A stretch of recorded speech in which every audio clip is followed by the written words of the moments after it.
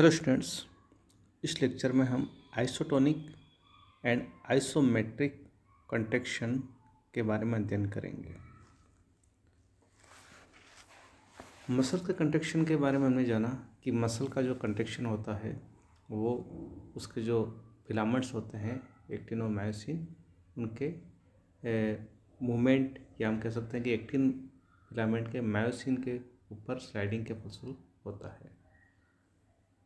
जो मसल का कंट्रैक्शन होता है उसके फलस्वरूप टेंशन या तनाव मसल्स में या मसल टिश्यू के मध्य उत्पन्न होता है, और इस तनाव के फलस्वरूप लोड जो होता है उसका मूवमेंट हो भी सकता है पार्ट का, या बॉडी के पार्ट का मूवमेंट भी हो भी सकता है और नहीं भी हो सकता है।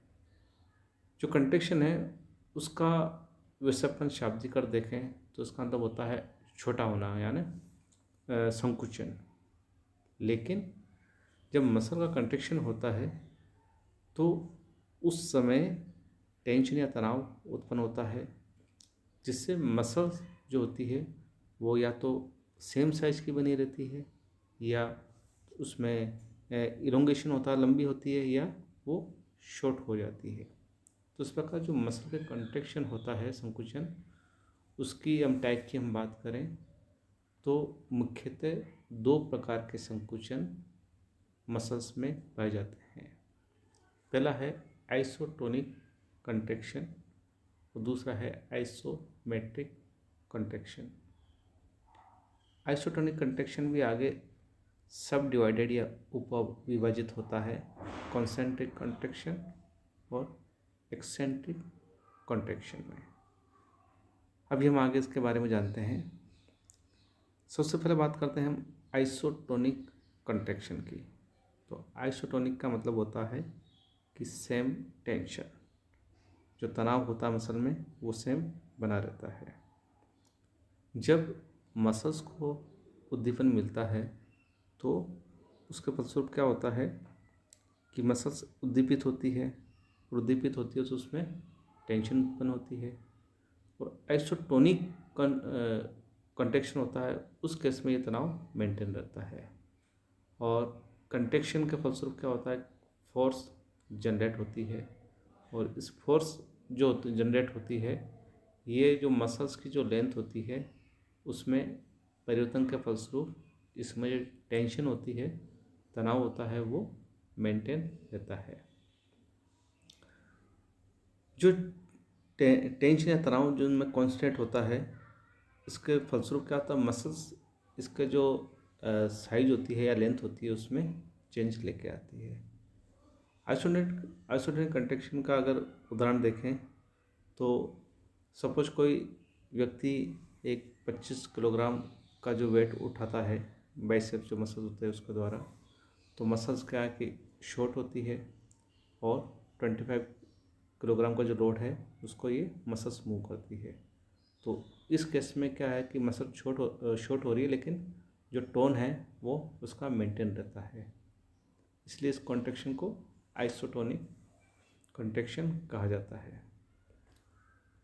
इसमें क्या होता है कि जो मसल्स होती है वो एक जो लोड होता है फिक्स्ड, उसके अगेंस्ट वो शॉर्ट होती है ताकि टोन मेंटेन रहे।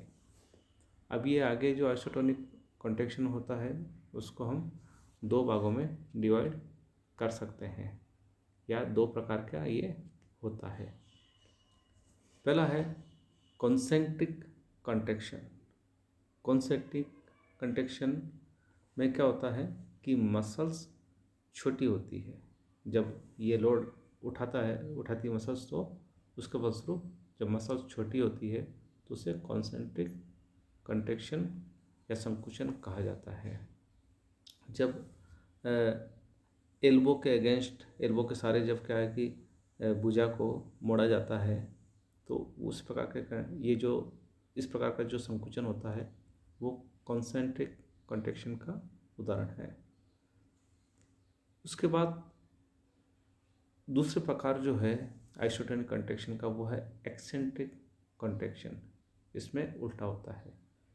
इसमें मसल शॉर्ट नहीं होती बल्कि मसल की जो लेंथ है वह बढ़ती है। और एक्सेंट्रिक कंट्रैक्शन होता है वो कंट्रोल करता है रेट ऑफ मूवमेंट को, जो गति की दर है उसको ये कंट्रैक्शन कंट्रोल करता है। और एक्सेंट्रिक कंट्रैक्शन का फलस्वरूप मसल इलोंगेट होती है in respect to greater opposite force. जो उसका जो अपोजिट फोर्स होता है उसकी रेस्पॉन्स में ये इलोंगेट होती है। और अगर ये लोड एबनॉर्मल होता है तो मसल्स में इंजरी भी आ सकती है। इसको हम आगे डायग्राम के द्वारा समझेंगे। उससे पहले हम बात करते हैं सेकंड टाइप ऑफ जो कंट्रैक्शन होता है, आइसोमेट्रिक कंट्रैक्शन यानी संकुचन। आइसोमेट्रिक का मतलब होता है सेम लेंथ, अर्थात इस प्रकार के कंट्रैक्शन में मसल्स की लेंथ में चेंज नहीं होता है। यहाँ पे जब उद्दीपन मिलता है तो मसल्स स्टिमुलेट होती है, लेकिन ये अनेबल होती है किसी भी लोड को मूव करने के लिए, एंड ये छोटी नहीं होती है। इस कंट्रैक्शन के पश्चात मसल्स का जो साइज होता है वो छोटा नहीं होता है, इसीलिए इसको आइसोमेट्रिक कहते हैं। इस प्रकार का जो कंट्रैक्शन होता है तो उसमें किसी प्रकार का यांत्रिक कार्य नहीं होता है। फॉर एग्जांपल, अगर हम अपने हाथ से दीवार को पुश करने की कोशिश करें तो उस केस में मसल्स स्टिमुलेट तो हो रही है, और लेकिन इस प्रकार का जो कंट्रैक्शन जो हो रहा है यहाँ पे ये आइसोमेट्रिक हो रहा है, क्योंकि मसल्स की जो लेंथ में कोई चेंज नहीं हो रहा है। तो इस केस में क्या होता है कि जो एनर्जी होती है वो एनर्जी हीट के रूप में, क्योंकि यांत्रिक कार्य नहीं हो रहा है, तो एनर्जी हीट के रूप में एपियर होती है, नज़र आती है, निकलती है।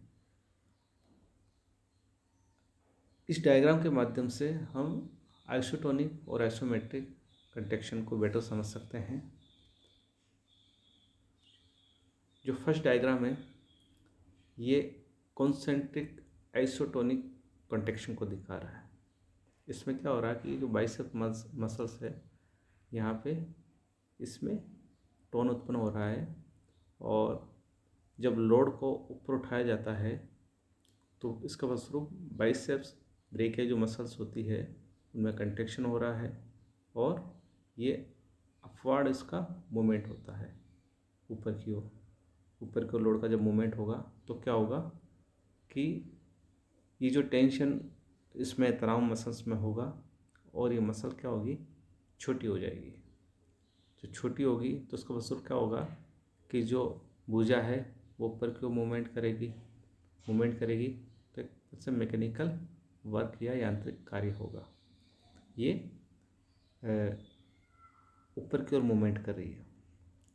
इसका अपोजिट है एक्सेंट्रिक, जो कि इस डायग्राम में देख सकते हैं कि बाइसेप ब्रेकियाई जब डाउनवर्ड फेस एक्सरसाइज होती है, जब डंबल को दूर लेके जाते हैं तो उस केस में टेंशन या टोन उत्पन्न होता है, तनाव, और मसल्स यहाँ पे लेंथ होती है, उसकी लंबाई होती है, और लंबाई होने की वजह से क्या होगा कि जो फोर आर्म है भुजा वो नीचे की ओर जाएगी, और ये इस कंट्रैक्शन के फलस्वरूप इसका जो एक्सटेंशन होता है वो एल्बो का एक्सटेंशन है, वो कंट्रोल में रहता है। दूसरा जो प्रकार है आइसोमेट्रिक जिसकी हमने बात की, इस डायग्राम के माध्यम से समझ सकते हैं कि आइसोमेट्रिक कंट्रैक्शन में क्या होता है कि सपोज डंबल लेके एक हाथ पोजीशन में रख रहे हैं, तो उस पोजीशन में रखने के फलस्वरूप वहाँ मैकेनिकल कार्य तो नहीं हो रहा है, और क्योंकि मसल्स इस वेट को मेंटेन कर रही है तो एक टेंशन डेवलप होता है, टोन डेवलप होता है, लेकिन इसके साइज में, मसल्स के साइज में कोई भी परिवर्तन नहीं होता है। तो इस प्रकार आइसोटोनिक कंट्रैक्शन जो होता है उसमें तो जो टोन मेंटेन रहता है, और मसल्स कॉन्सेंट्रिक में तो शॉर्ट हो रही है और एक्सेंट्रिक में ये लंबी हो रही है मसल्स। लेकिन आइसोमेट्रिक में क्या हो रहा है कि आइसोमेट्रिक में इसकी लेंथ में कोई चेंज नहीं हो रहा है, इसके फलस्वरूप कोई मैकेनिकल कार्य भी यहाँ पे नहीं हो रहा, जबकि आइसोटोनिक कंट्रैक्शन के केस में यहाँ मैकेनिकल वर्क या यांत्रिक कार्य होता है। तो इस प्रकार ये आइसोटोनिक और आइसोमेट्रिक कंट्रैक्शन मसल्स में, जैसा मैंने बताया, इस प्रकार होता है।